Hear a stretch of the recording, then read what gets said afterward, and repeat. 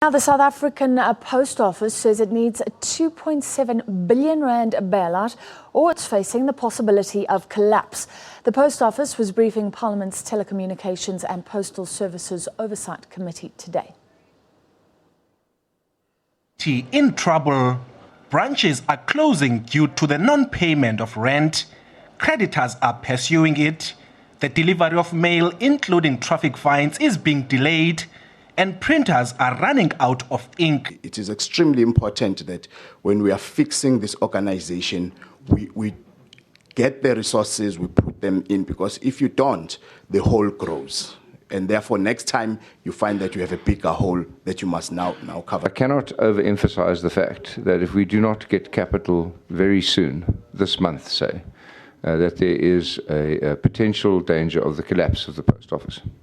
Treasury is set to chip in with 650 million rand next week, but unpaid debts mean the company is losing about 125 million rand a month and is only expected to return to a billion rand profit margin in the next financial year.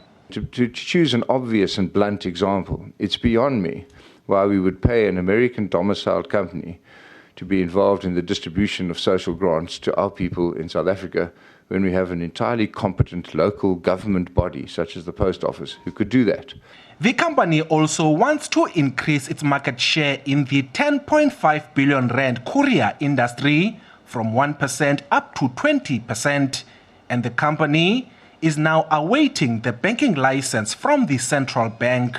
Our strategy in Postbank is to move from a deposit taker to a transactions facilitator, which doesn't involve any credit risk. So processing of pensions and social grants, processing of ID applications, using our infrastructure as a processing central point rather than a credit take.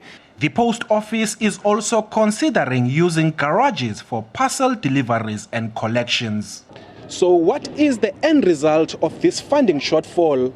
It means that 32 post offices have already been closed and a further 289 are on the verge of closing. But what is encouraging is that the post office can still pay the salaries of its 21,000 employees.